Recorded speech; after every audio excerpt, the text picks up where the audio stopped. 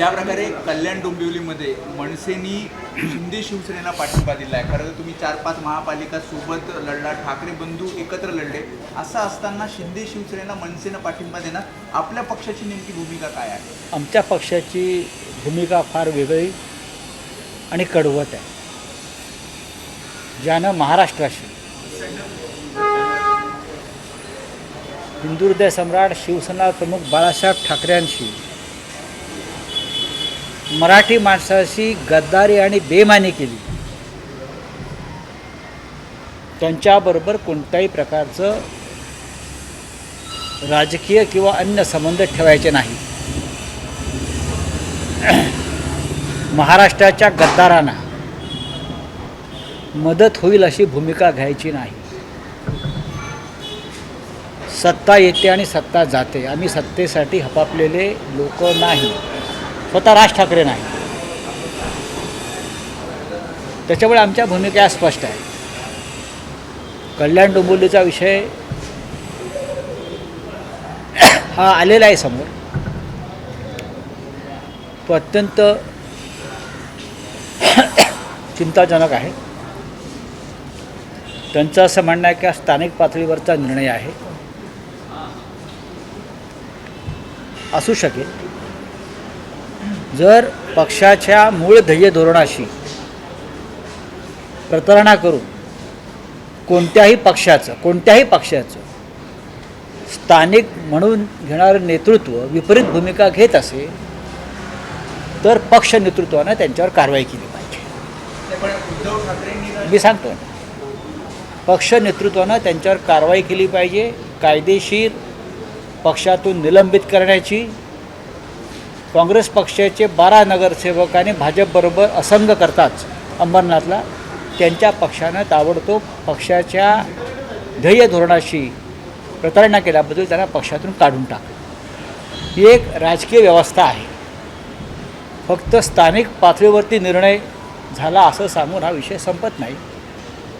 शिवसेना आणि मनसे हे एकत्र आहेत, त्याने एकत्र निवडणूक काढलेली आहे. अशा वेळेला कोणी एखाद्या चिन्हावर निवडून येऊन बिडूपुड्या मारत असेल तर त्या संदर्भात त्यांच्या पक्षानं आणि नेतृत्वानं एक भूमिका. माझा अद्याप विषय संपलेला नाही. त्या पक्ष नेतृत्वानं त्याच्यावरती कारवाई करून महाराष्ट्राला दाखवायला पाहिजे की या भूमिकेशी आम्ही सहमत नाही. कारण राजू पाटील बोलत असताना त्यांच्या बाजूला त्यांच्या पक्षाचे एक नेते उपस्थित होते. ते मी पाहिलं, हे मला लोकांनी निदर्शनास आणलं. आता शिंदे गटाचे लोक म्हणतात मनसे म्हणजे काय MIM आहे का? नाही. पण आमच्यासाठी आणि महाराष्ट्रासाठी शिंदे गट म्हणजे MIM आहे. मराठी माणसातला MIM, बेईमान, महाराष्ट्रद्रोही. त्याच्यामुळे त्यांच्याबरोबर जाणारे सुद्धा त्याच विशेषणांना पात्र ठरतात. सत्ता मिळाली नाही, काही मिळालं नाही म्हणून अशा प्रकारे बेईमानी करणाऱ्यांना महाराष्ट्र माफ करत नाही. तुमची काही व्यक्तिगत कारणं असू शकतात की तेवढ्यापुरतीच ठेवायला हवी. ईडी आहे काही लोकांच्या मागे, तिकडे तपास यंत्रणा काही लोकांच्या मागे लागल्या असतील ना. पण तुम्ही त्यासाठी कोणीही पक्ष वेठीस धरणं आणि महाराष्ट्राच्या गद्दारांशी हातमिळवणी करणं हे पूर्णपणे चुकीचं आहे. मी स्वतः माझ्यावरती संकट आलं ईडीचं, मी पक्षाला वेठीस नाही धरलं. मी त्या संकटाशी सामना केला. अनेक संकटं माझ्यावरती. आजही माझी प्रकृती अत्यंत खराब आहे. मी आता ऑपरेशन थिएटरमधून आलेलो आहे, कळलं. तर कल्याण डोंबिवलीचा विषय उद्धव ठाकरे यांनी अत्यंत गांभीर्याने घेतलेला आहे. राजसाहेबांशी माझी चर्चा झालेली आहे. काही मिळालं नाही तर मी सोडून जातो अशा मानसिकतेत काही लोक असतात, असं त्यांचं म्हणणं आहे. एकंदरीतच राजकारणातल्या मानसिक स्थिरतेचा हा प्रश्न आहे असं ते म्हणाले, असं ते म्हणतात. ते खरं आहे. अशा तऱ्हेने पक्षांतर करणारे हे राजकीय मनोरुग्ण आहेत. मला काहीतरी हवं आहे आत्ताच, आणि मग शहराचा विकास, गावाचा विकास, राज्याचा विकास, देशाचा विकास, उद्या जगाचा विकास या नावाखाली पक्षांतरं वाढत जाते.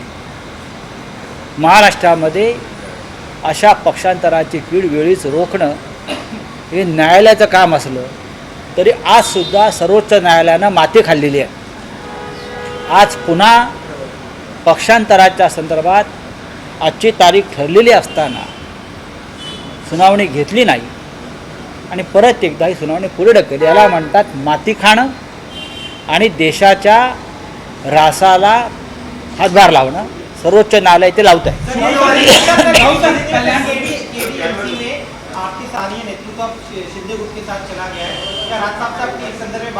मेरी देखिए राज साहब भी बहुत व्यथित है. जिस तरह से स्थानिक लोगों ने निर्णय लिया है कोई उनके व्यक्तिगत कारणों से, राज साहब का कहना है ये मेरी भूमिका नहीं है, ये मेरी पार्टी की भूमिका नहीं है, स्थानिक निर्णय है. अगर स्थानिक लोगों ने पार्टी के खिलाफ जाकर कुछ निर्णय लिया है भूमिका के खिलाफ तो उनके ऊपर कठोर एक्शन होनी चाहिए. जैसे कांग्रेस अंबरनाथ में उसी जिले में कांग्रेस के 12 पार्षद बीजेपी के साथ चले गए, सपोर्ट किया तो उनको पार्टी से निकाल दिया. हमारे पार्टी में भी जिसने पार्टी के खिलाफ कार्रवाई की उनको हम पार्टी से निकाल देते हैं. महाराष्ट्र के साथ बेईमानी करने वाले शिंदे के साथ अगर कोई जाता है सत्ता के लिए, शहर का विकास इस नाम के लिए, तो उन्हें भी लोग बेईमान कहेंगे. मैं आपको ये बताता हूँ.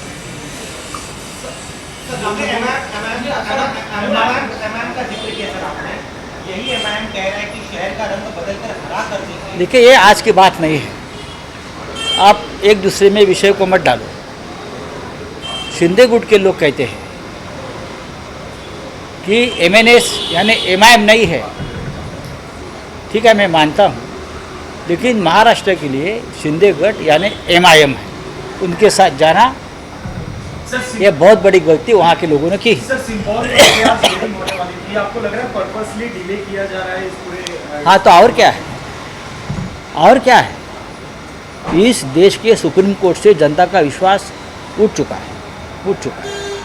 राजनीतिक दबाव में अगर देश का सुप्रीम कोर्ट काम करेगा और संविधान के तहत जिसको निर्णय देना चाहिए वो सब्जेक्ट बार बार तारीख पे तारीख आप देते रहेंगे तो आपके ऊपर कौन विश्वास रहेगा. लोग बोलेंगे आप तो बेचे और खरीदे जाने वाली प्रॉपर्टी है. चलो, थँक्यू. राज ठाकरे कारवाई करणार आहेत असं काही बोलले तुम्ही, बोलला की कारवाई राज ठाकरे व्यथितात असं मला दिसलं आहे निर्णय. या निर्णयामुळे जो स्थानिक पातळीवर झाला असं म्हणतात त्याच्यामुळे ते व्यथित आहेत.